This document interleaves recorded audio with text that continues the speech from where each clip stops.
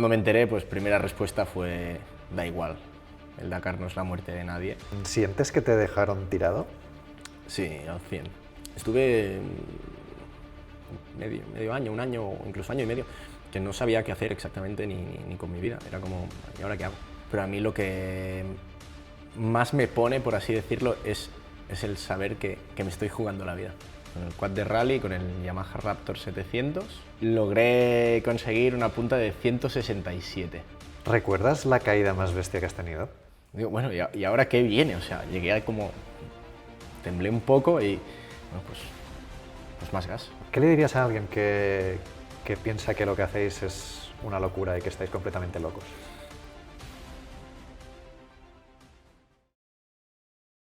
Imagínate pasarte años preparando algo, invirtiendo tiempo, dinero, energía, jugándote el tipo, llegar, estar ahí dentro, vivir la experiencia de correr un Dakar. Y al año siguiente ya no puedes volver. No porque hayas fallado, no porque no tengas nivel o una lesión, sino porque directamente la categoría en la que corrías desaparece. Eso es lo que le pasó a mi invitado de hoy. Y claro, cuando te quitan algo así, la pregunta ya no es deportiva, es personal. ¿Qué haces cuando te rompen el plan por el que llevabas años luchando? Hoy vamos a hablar de eso y también de lo que significa vivir al límite. Por eso tenemos hoy con nosotros a Dani Vilá. Dani, ¿cómo estás? Bien, aquí terminando de recuperarme de una lesión que tuve en la muñeca hace ya... Bueno, hace 4 años que iba sin un ligamento y con el escafoide roto. Y... bueno, ligamento escafolunar, perdón. Y nada, ya 3 meses después, ayer monté por primera vez.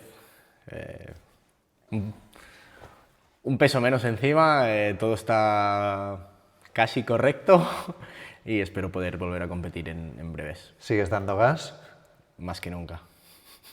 Muy bien, oye, antes de empezar, lo que siempre os digo, ya sabéis, suscribiros al canal, activad la campana para estar a la última de todos los vídeos que vayamos colgando aquí en FMC Sport.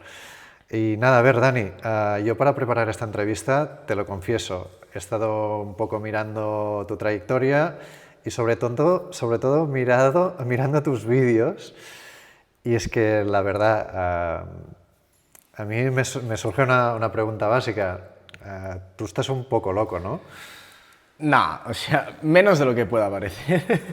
Al final se sabe lo que se hace y el conducir es como el caminar. Al final pilotas como, al menos en mi caso, piloto como lo siento y así me sale. A ver, pilotas en quads preparados. A ver, explícame velocidades, superficies por donde vas, carreras que puedas competir. Vale, velocidades, empezaremos de la alta a la baja, ¿vale? En una baja, por ejemplo, antes, hace 2 o 3 años, 2 años, no teníamos límite de velocidad punta. Entonces, con el quad de rally, con el Yamaha Raptor 700, con una preparación básica, o sea, no ninguna gran cosa, logré conseguir una punta de 167, aguantando el gas. Eso es mucho, pero la sensación de pilotar a esa velocidad es única. Es una locura, perdona que te diga. Bueno, no lo sé si es una locura o no, para mí es... me pasé 2 meses encerrado aquí buscándole el kilómetro por hora. Y al final vas por pues, caminos desde grava, tierra más suelta, un poquito de barro, pero al final, bueno, es pistas de montaña.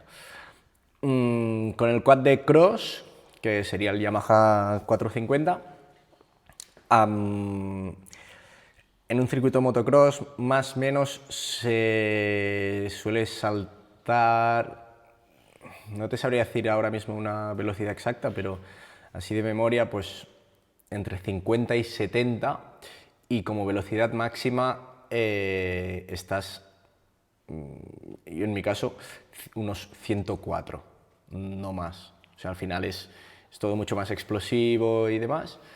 Y al final, pues el terreno en el que se pilota o se conduce, pues puede variar desde pues, terreno más arenoso, más duro, más pedregoso, siempre en una pista de motocross que suelen estar labradas o igual, depende, como un poco más compactas.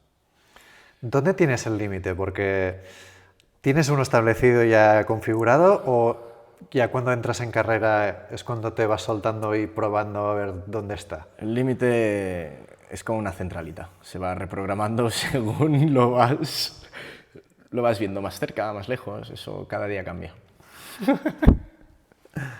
¿Recuerdas en el momento en que dijiste, vale, esto de los quads deja de ser un hobby y voy a dar gas de verdad? Sí, lo recuerdo como si fuera hoy. Al final vino un poco, no de rebote, pero empecé a hacer contratos, pero siempre muy desde la humildad. Para buscar un patrocinador me cuesta mucho el hecho de ir a llorar o de ir a pedir. Entonces siempre ha sido bastante más el tema de lo que me han ofrecido. Entonces, pues he creado más vínculos familiares, porque más que amistad, o sea, es un vínculo muy familiar con prácticamente todos los patrocinadores de los que tengo a día de hoy, y más que un vínculo profesional de contrato marca piloto. Entonces, sabemos que es un deporte que es minoritario, que tendrá más o menos repercusión, pero si no hay una punta de lanza como imagen o lo que sea, la repercusión siempre va a ser la misma. Entonces, si te puedes desmarcar un poco sea con carreras concretas, con visibilidad, con audiencia, al final pues abres este abanico al mundo y ya no solo para mí, sino para el resto de pilotos. Entonces, pues lo fui haciendo un poco así y bueno, este año haremos un contrato. Pues vale, claro, en ningún momento me pensaba que se hablaría de cifras y pues lo veía y pues encantado, ¿no? Porque ya no era solo el material, sino que ya empezaba a quedar algo en el bolsillo, aunque sea para tapar lo que podía desprenderme para desplazamientos o da igual, lo que sea.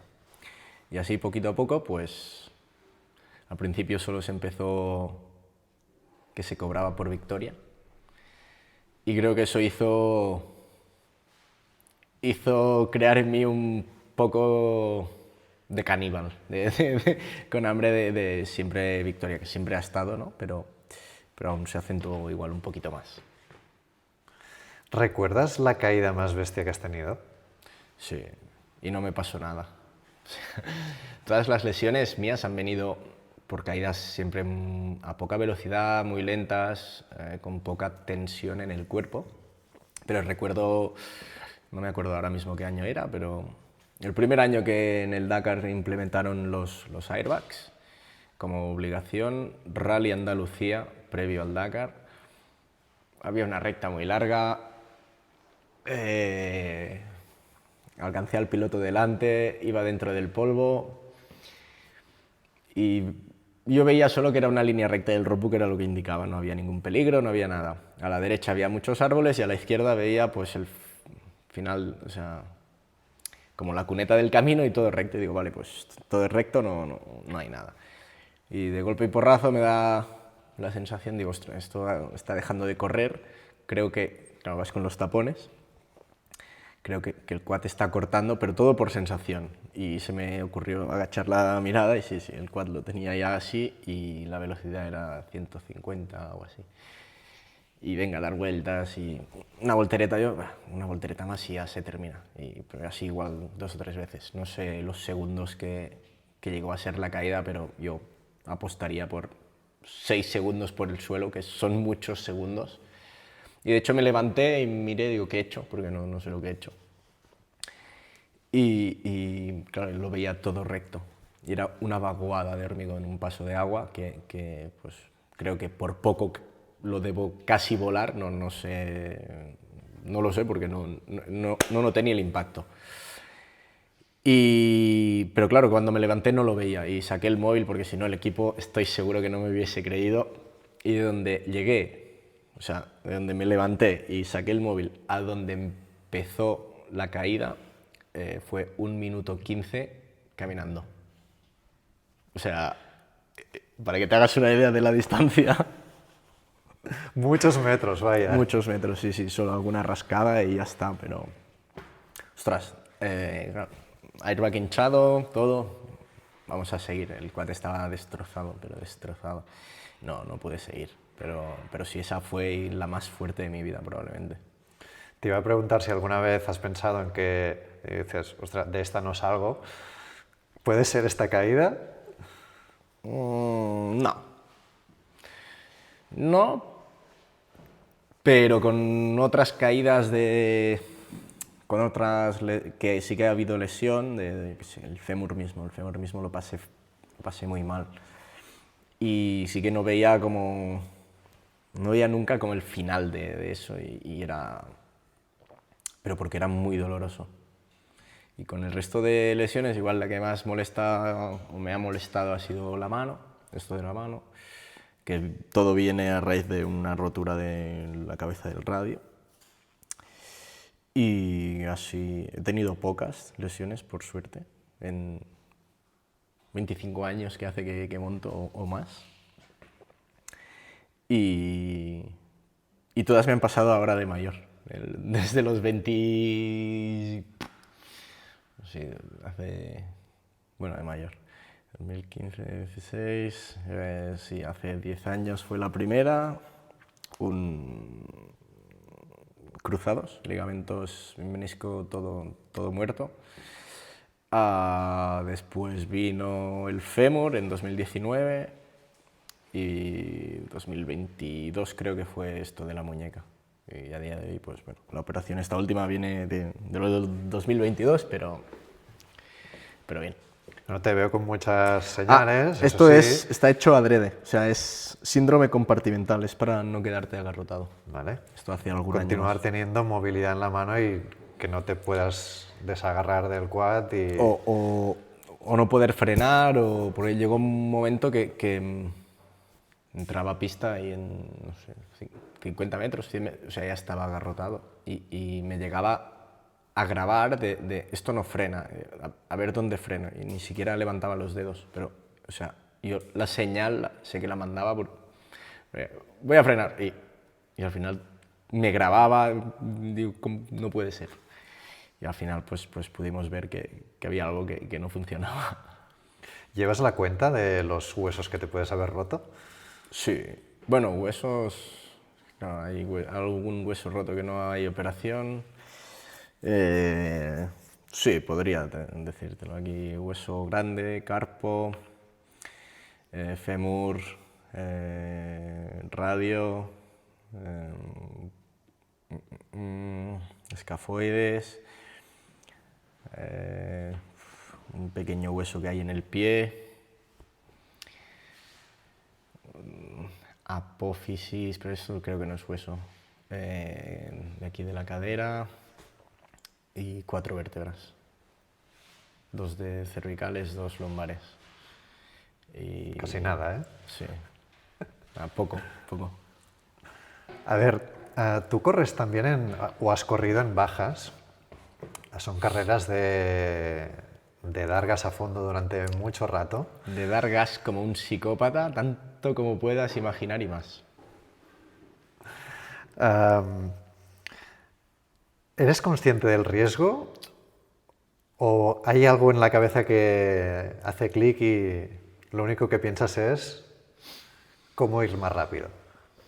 A ver, aquí honestamente, la primera baja que hice sí que, y eso fue lo que realmente me enganchó, me acordaré siempre, o sea, tenía el reloj, pam, y salía, no me acuerdo si eran las 9 o las 10, da igual, ¿no? Pero, pam, 9 en punto, parpadeo, 9 y media también vuelve a parpadear, ¿no? 9 en punto, salgo, fondo. 9 y media, vuelvo a ver el reloj parpadear, y aún no había levantado el gas. Digo, bueno, ¿y ahora qué viene? O sea, llegué a como... temblé un poco y, bueno, pues más gas, a seguir así. O sea, y eso, al final, claro, eres tú contra el crono y pilotando, a mí, bueno, porque me gusta mucho también esa modalidad. Al final, en bajas no he caído nunca, por ejemplo. Bueno, nunca, mentira. El segundo año que hice la Baja Aragón, pero por ir como despacio, de no quiero caer, quiero terminar. Bueno, pero yendo al final a mi estilo, como sé pilotar, es muy difícil que tenga una caída, un accidente, lo que sea. En rally es distinto, porque en rally al final al navegar y pilotar, cualquier descuido lo pagas muy caro. Pero si tienes claro al final el switch, como mis maestros me han enseñado, que es pilotar, navegar y cuando estás cansado sigues haciéndolo, perfecto. Si no, si haces piloto, navego, piloto... no me acuerdo. Así es, suelo seguro, pero no duras más de 15 kilómetros encima del vehículo. ¿Qué tiene ese riesgo que engancha tanto? No lo sé, yo pensaba que con la edad se iría, pero con la edad creo que es peor, que aún engancha más. Y al final, yo siempre lo he dicho, ganar es algo que es adictivo, pero a mí lo que más me pone, por así decirlo, es el saber que me estoy jugando la vida. O sea, eso me llena más que una victoria, probablemente. Según, ¿eh? Pero...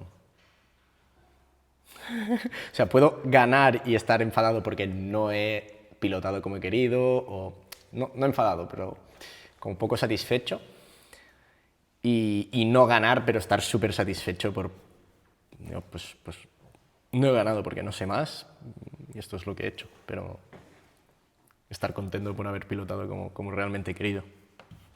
Cuando vas gas a fondo, ¿entras en piloto automático o piensas algo? Si piensas algo es en cómo mejorar, si llegas a pensar. Y si no, pues es como... es lo único que... O sea, lo que sé hacer mejor es eso. ¿Y esto también se entrena? Porque evidentemente sí que hay una parte física, pero después esta parte mental de poder estar ahí Con mi entrenador... gestionando el riesgo. Con mi entrenador lo gestionamos, o sea, entrenando físico gestionamos mucho la cabeza y es una parte bastante fundamental también con el psicólogo deportivo, aunque el psicólogo me calma un poco con esto, pero ser un poco más racional o menos como impulsivo con la prisa, ¿no? Pero creo que el entreno físico, entrenar con la fatiga, ya no con alta velocidad, porque al final cuando entrenamos para bajas o para rallies, obviamente no buscas tan el riesgo que puedes asumir en carrera, pero el riesgo está, entonces, bueno, siempre vas a algún punto por debajo. Entonces, entrenando el físico bien entrenado, puedes hacer una cabeza suficientemente fuerte como para aguantar el gas tanto rato a ese ritmo. Es importante. ¿En algún momento has tenido miedo? ¿Te has acojonado de decir, hostia, dejo de dar gas? ¿De dar gas en ese momento o ya deportivamente hablando? En una situación, y si quieres me cuentas lo de deportivamente hablando. En una situación tener miedo de dejar gas, no, creo que no. Estoy ahora ahí pensando rápido, pero no, en principio no. Y deportivamente hablando, pues más de una vez se te pasa por la cabeza historias, pero no, creo que es algo que va a costar bastante de sacarme de las carreras o del sector. Al final para mí es un mundo muy bonito y como experiencia al final es un trabajo que es un sueño, al menos para mí. El otro día le preguntaba a Armand Monleón si tenía, cuando entrenaba, si habría alguna cosa que podía sorprender, o sea, al explicarlo, ¿no? Y él me decía, así medio en broma, que le gustaba pasar hambre mientras entrena, porque simula más lo que es una carrera, ¿no? Ese ecosistema. Te hago la misma pregunta. ¿Hay algo de tu entrenamiento que pueda sorprender? Lo mismo, pasar hambre y da igual sol que frío, o sea, sol, pleno verano, entrenando, tengo la carpa, pero ya, no es ni por pereza, es vale, después de estar en carrera, el sol me va a dar igual, o sea, puedo estar entrenando, obviamente te da el sol, y en el descanso me sigue dando el sol, y saca la carpa, que no, o sea, no porque por molestar o sea, es un decir, pero sí, el pasar hambre al final también es una manera que me da como la sensación de que piloto mejor, aunque esté castigando como un poco el cuerpo. Pero claro, después en carrera, cuando tienes la nutrición controlada, la suplementación, todo, tienes ese plus wow. Sí, es como un regalo por competir, un autorregalo. Abrimos el melón del Dakar. Porque, a ver, tú has estado muchos años trabajando para poder llegar a esa carrera, lo consigues, además corriendo de una manera bastante extrema como es sin asistencia mecánica. Al año siguiente decides no correr y ya al siguiente, cuando todo lo tenías todo ya alineado y preparado, desaparece la categoría. ¿Qué pasó? Nadie lo sabe. Es como que se cargaron la categoría sin dar mucha explicación, o sin explicaciones, básicamente. Y al final ahí, pues bueno, te replanteas muchas cosas. Yo lo primero lo comunicaron en una carrera del Mundial, que bueno, no fui por guardar un poco de presupuesto para el Dakar. Y nada, se puede hacer el Mundial, pero el Dakar no, que al final forma parte del Mundial, pero bueno. O sea, los quads corren en el Mundial, pero en el Dakar, no. que está incluido en el Mundial, no dejan correr. No dejan correr.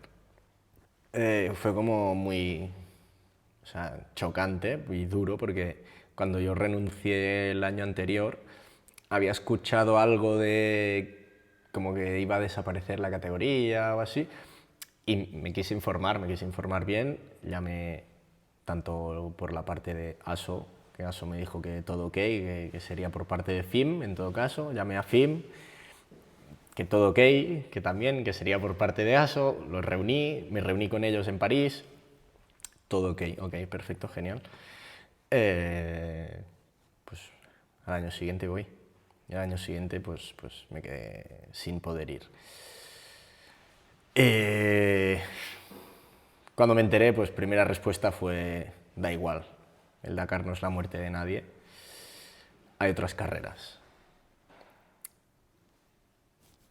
Y sí, es verdad, las hay, pero las marcas se fijan en la repercusión que tiene y las otras carreras sí que es verdad que con menos presupuesto estás, pero también consigues menos presupuesto para estar. Entonces es como el Dakar es la carrera. Con boca pequeña, pero no, el Dakar es la carrera, es obvio. Tanto a nivel deportivo como financiero, ¿no? Sí, o sea, al final es una apuesta a 2 semanas al año, que en cuanto a repercusión mediática, tiene en la web del Dakar está. O sea, tienes las cifras ahí, se pueden ver. Y creo que es el deporte, el cuarto o el quinto más visto en solo 2 semanas, y es como, wow, con cifras increíbles.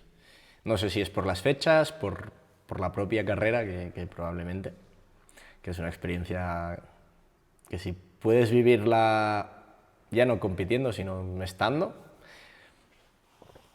100% recomendable. Es brutal. Cansa mucho solo estar ya. O sea, ya no, sin competir. Y ya por kilometradas arriba, abajo, las asistencias tienen un mérito increíble, hacen un trabajo impecable. Yo cuando tuve que abandonar, me quise quedar y pude vivir lo que era pues otro tipo de Dakar, y increíble. O sea, una experiencia brutal.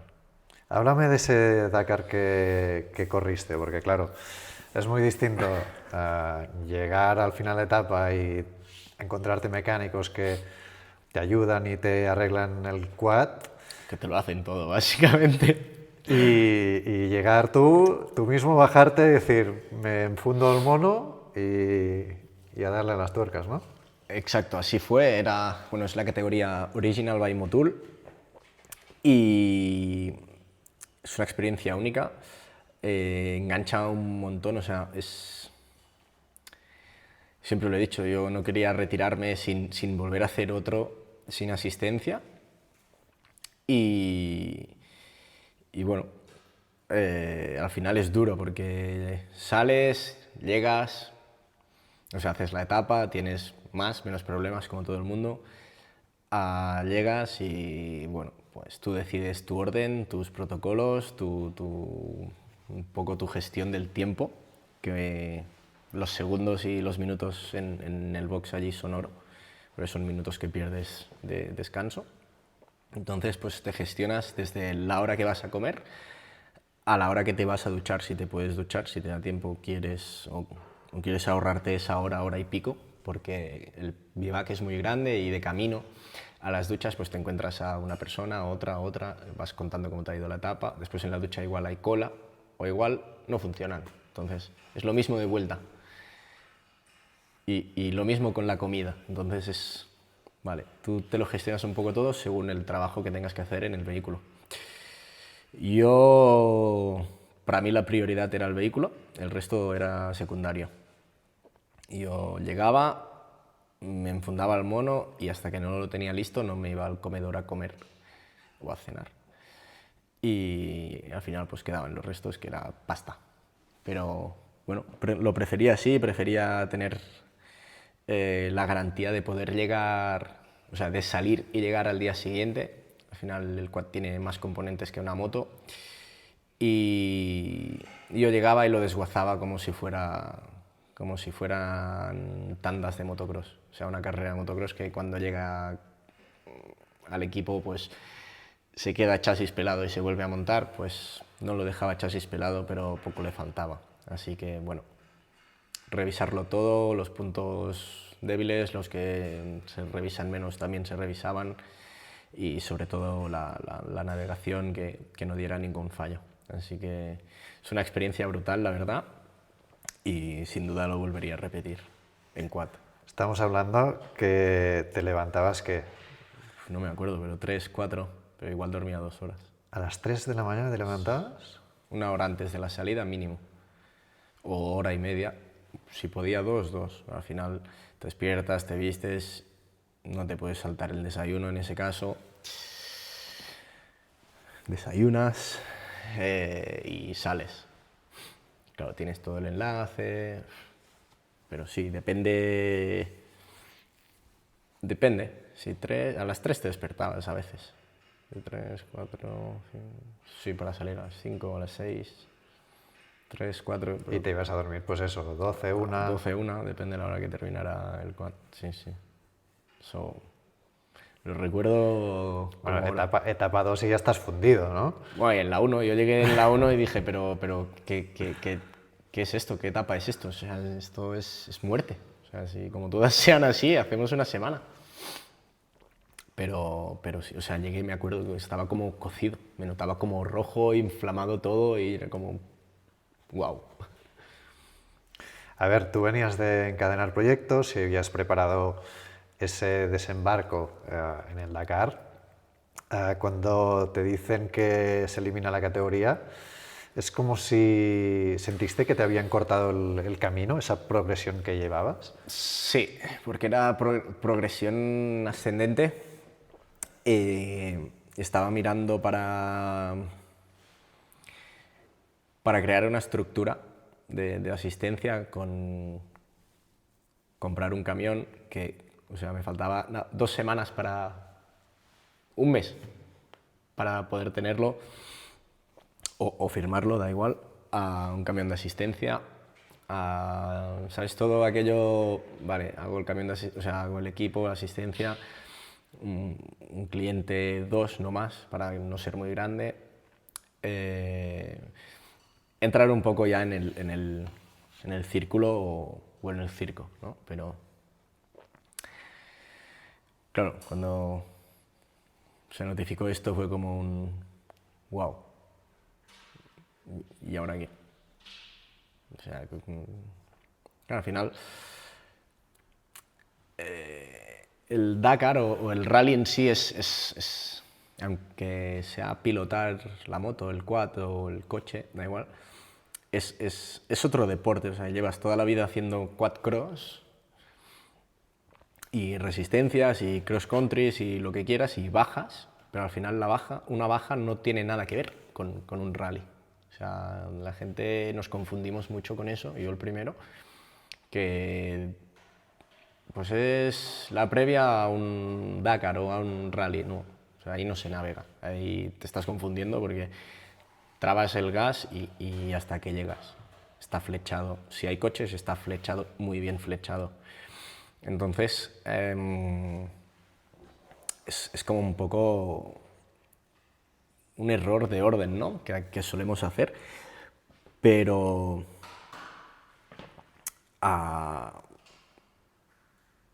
como digo, es otra disciplina que yo siempre decía, se puede ser bueno en cross y en rally.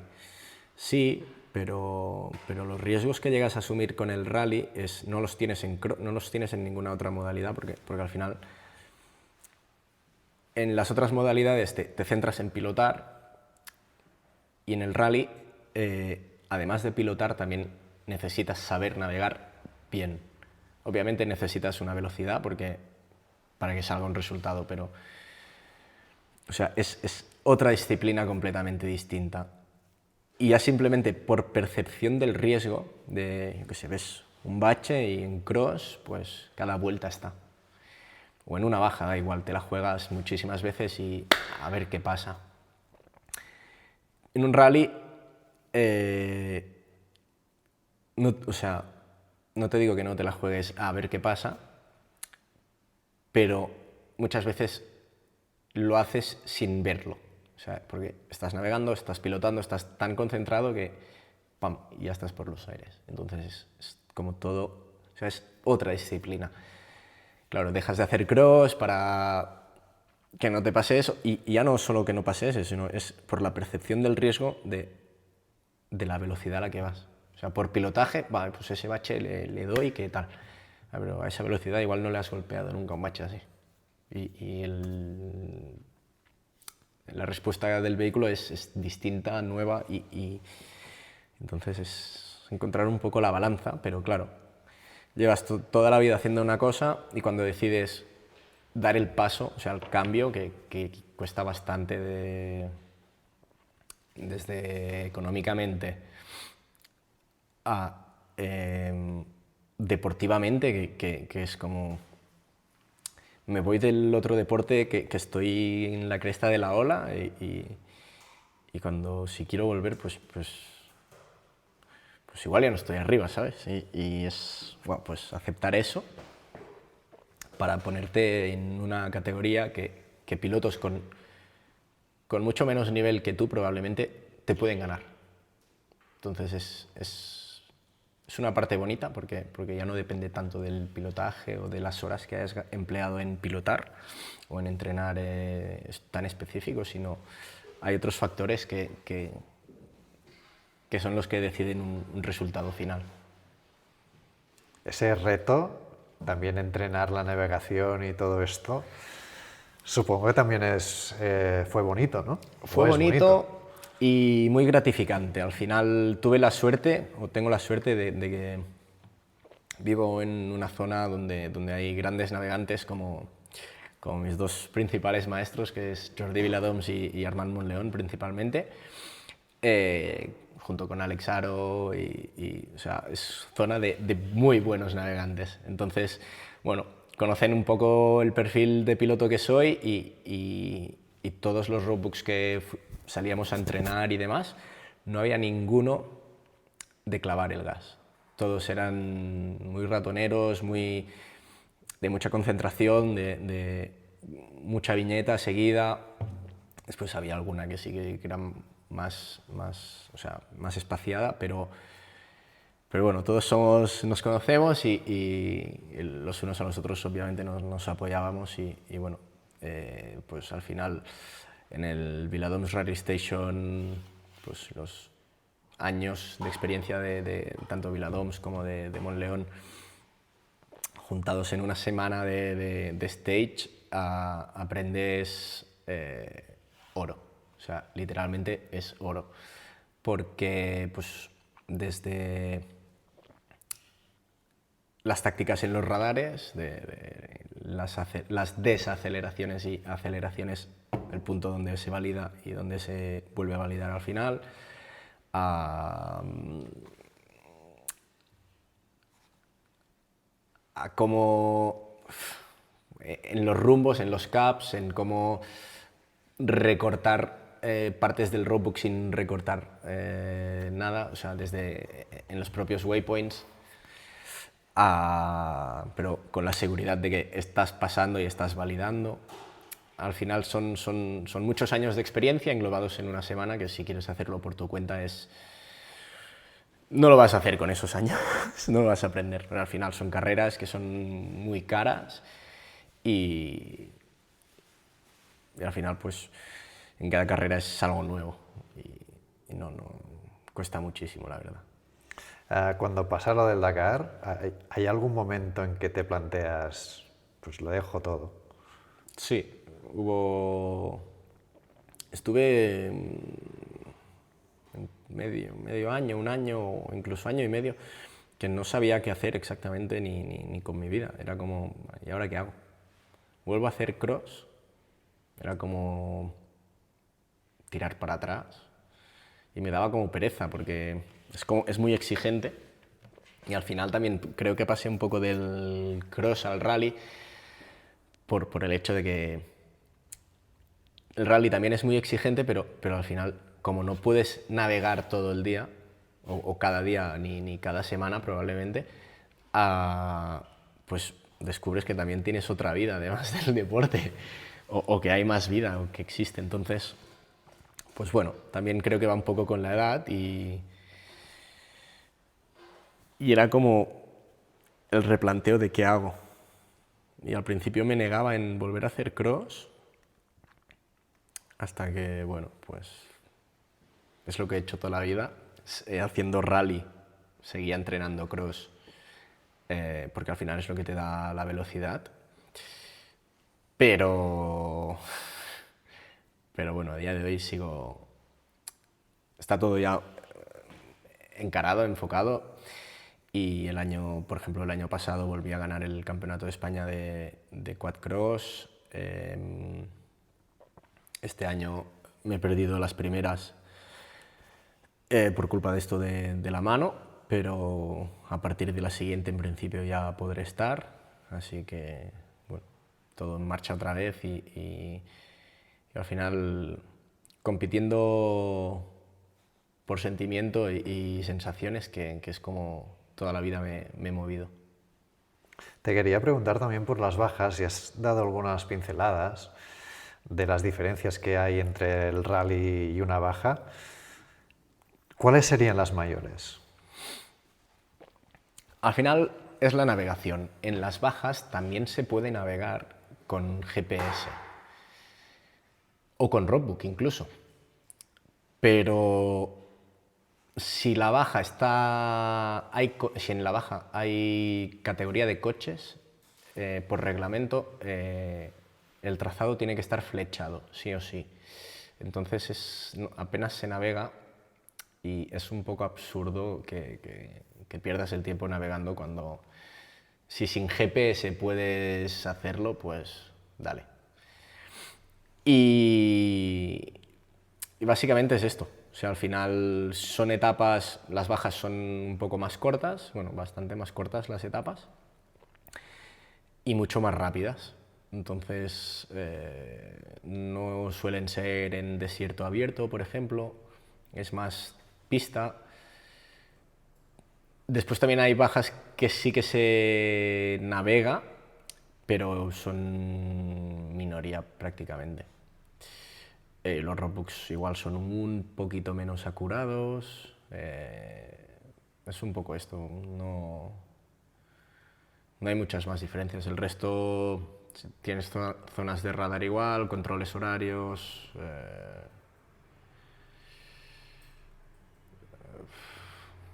Tienes asistencia en las bajas, asistencia entre etapa. Dentro de la misma etapa tienes una asistencia, en el rally no pasa.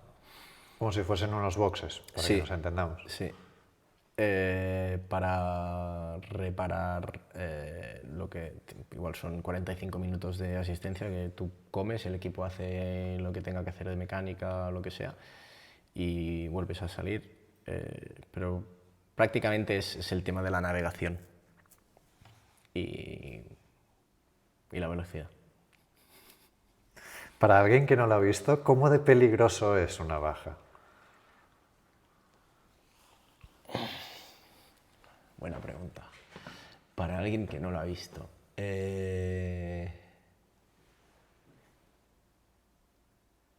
Puede ser muy peligrosa o muy poco peligrosa. De normal, o sea, es peligrosa.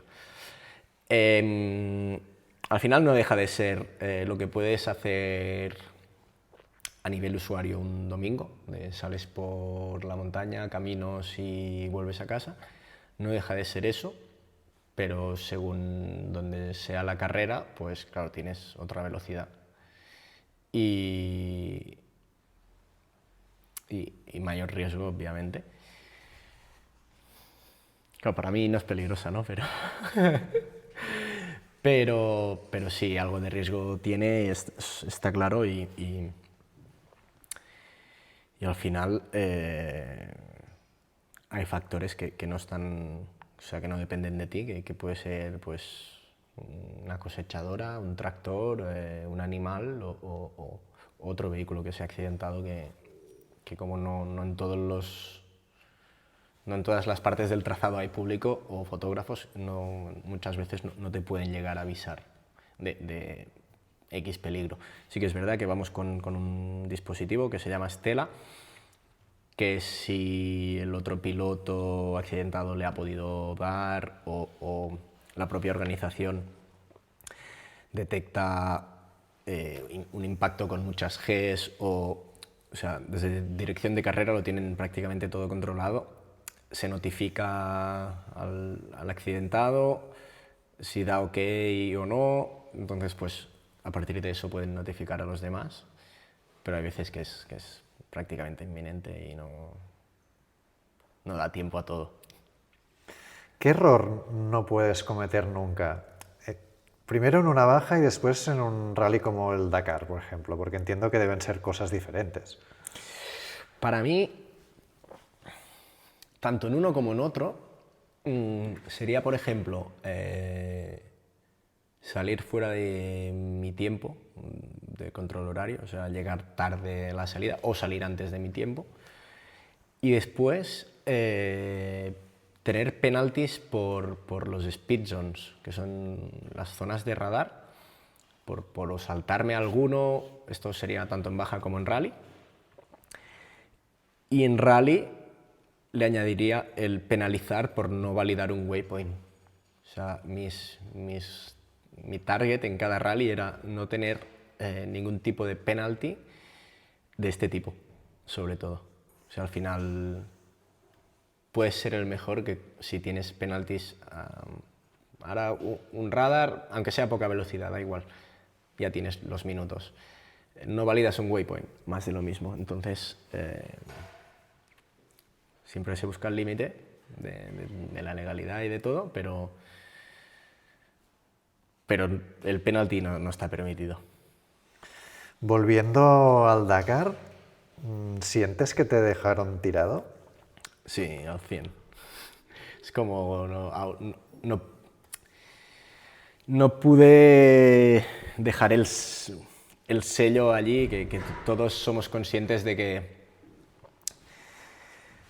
del tipo de piloto que podamos ser o mostrar o proyectar, da igual, para incluso, ya no en la propia categoría de quad, sino pensando en un futuro, de cara a ir en un buggy o en un coche,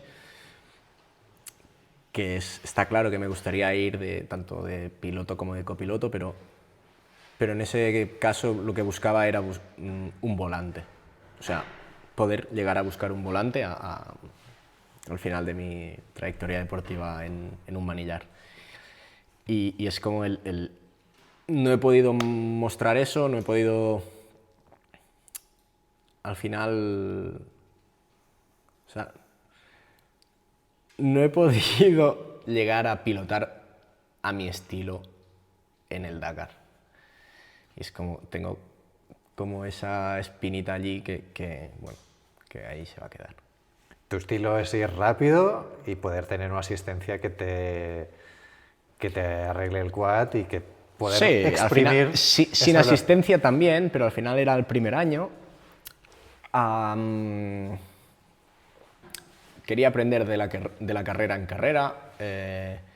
Obviamente se puede ir mucho más rápido, pero no era el objetivo final en ese primer año, así que bueno, muy agradecido de haber podido estar, de poderlo vivir y aprender lo que tanto aprendí, que fue brutal, la verdad.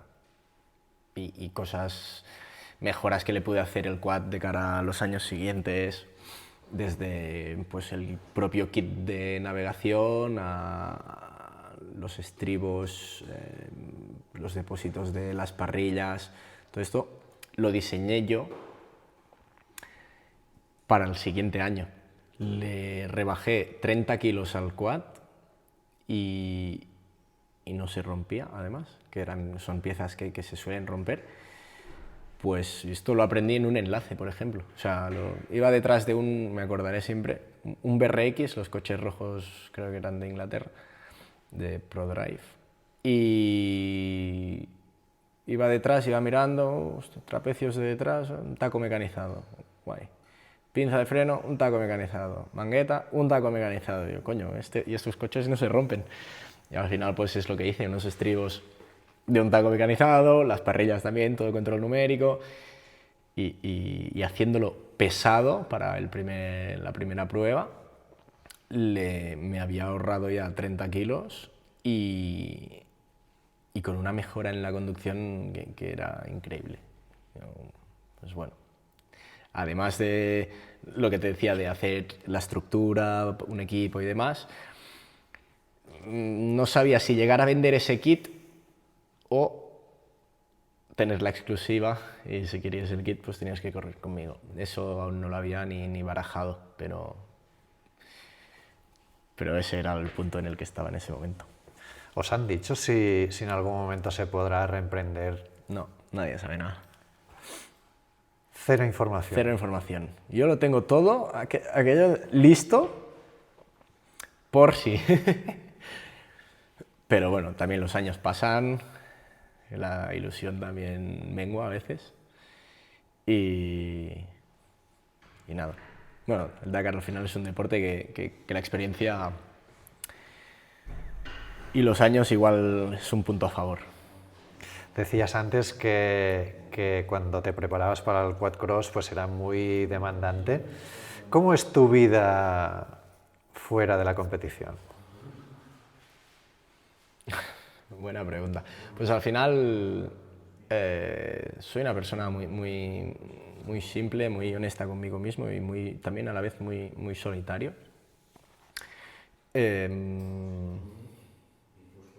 Al final, como al ser deporte minoritario, muchas cosas me las tengo que hacer yo, entonces pues me despierto, entreno, desayuno, voy a entrenar con el quad o vuelvo a salir con la bici. Bueno, al final,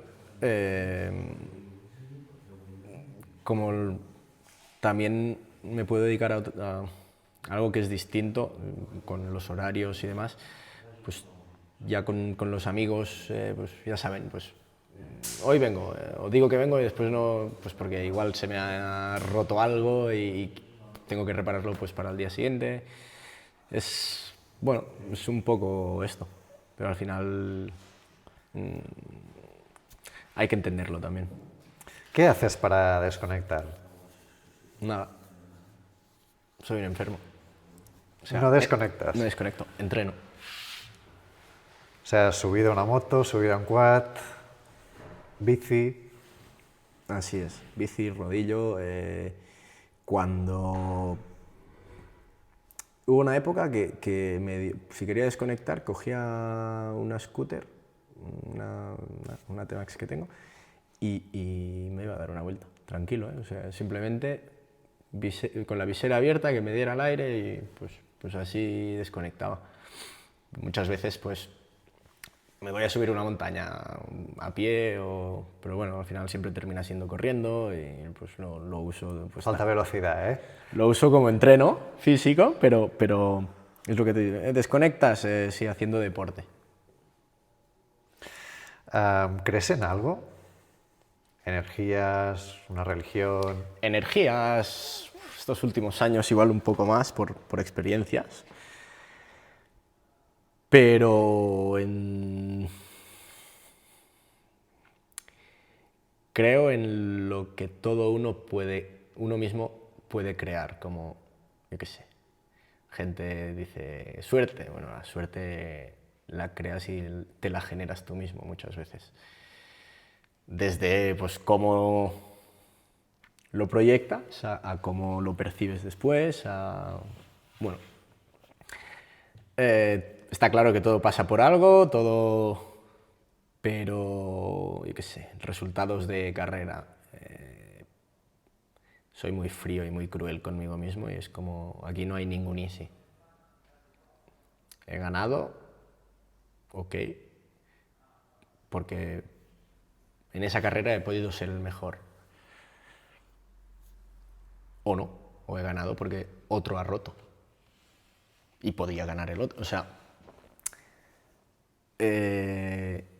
soy muy, o sea, miro todas las variables, muchos porqués, el por qué no he ganado, el por qué no he podido ganar, o hacerlo simplemente mejor, pero no tengo ningún easy, o sea, nunca tengo ningún easy, no creo en eso, no te lleva a ningún... Es una creencia ficticia, ¿no? Es tarde, para un easy es tarde, entonces... papel, ¿qué sale en el papel esto? Y a partir de ahí puedes hacer, estudiar, lo que quieras, pero... ¿Quiénes han sido tus referentes dentro o fuera del deporte? Si es que has tenido, claro. Wow. Mi referente principal fue pues, Jordi Serra, que fue mi mecánico prácticamente toda mi vida. Era mecánico y piloto hasta que, bueno, en 2015 tuvo un infortunio con una caída y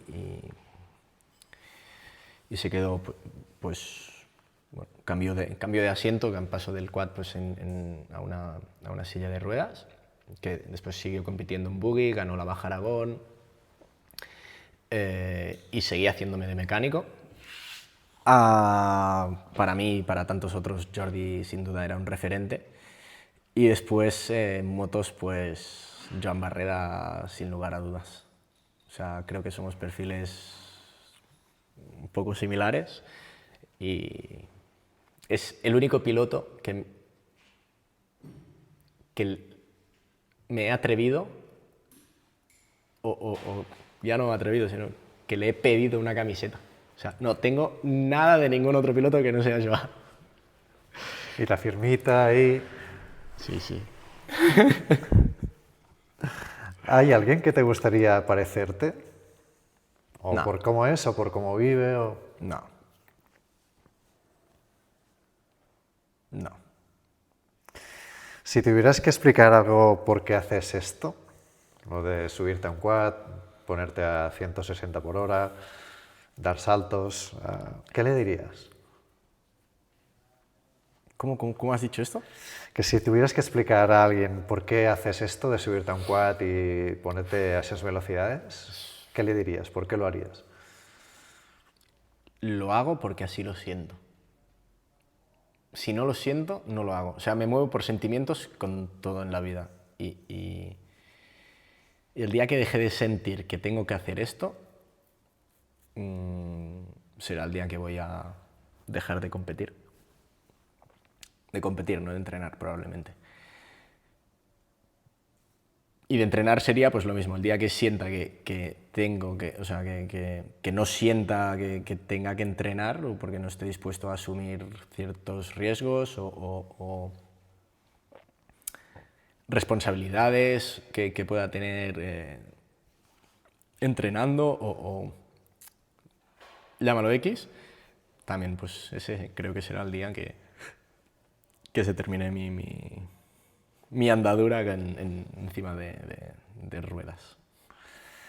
Y ya vamos acabando, si te parece. ¿Qué le dirías a alguien que piensa que lo que hacéis es una locura y que estáis completamente locos?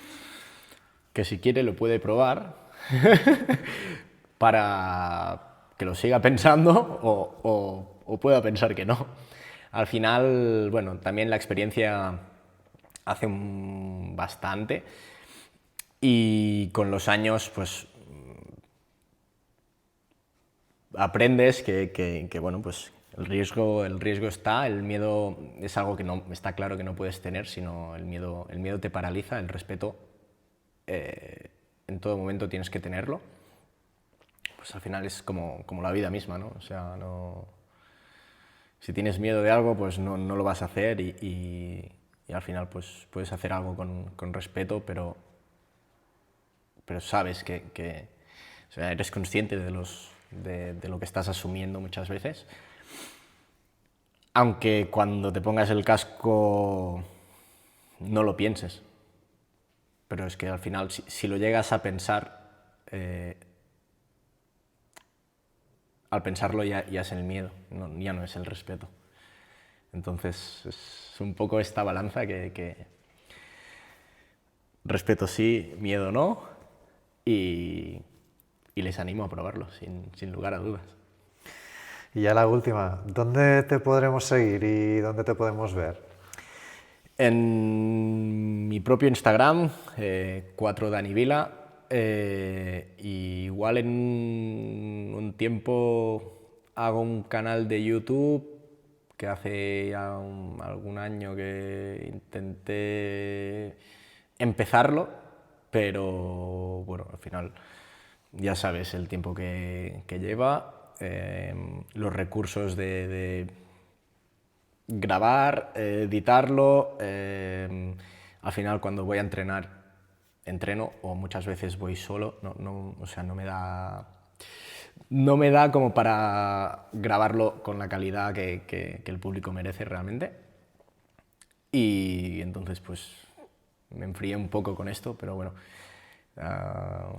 tengo algún amigo, alguna incorporación reciente que se dedica un poco a grabar y bueno, lo hemos estado hablando más de una vez y creo que podemos hacer cositas chulas. ¿Y a nivel competitivo? A nivel competitivo, Campeonato de España de Resistencia, que hay, bueno, es el primer año después de muchos años esta temporada. En la Baja Aragón, igual en Hungría también, eso está un poco en el aire. Y después Mundial de Resistencia en Pont de Bo, que es en agosto. Pero ya te digo, objetivo con la lesión y demás este año, me centré en poder estar bien, o me he centrado en poder estar bien para la Baja Aragón, que para mí es como la carrera del año. Y nada, ya he empezado a prepararlo todo. Y después ya las resistencias que sin duda vamos a dar guerra.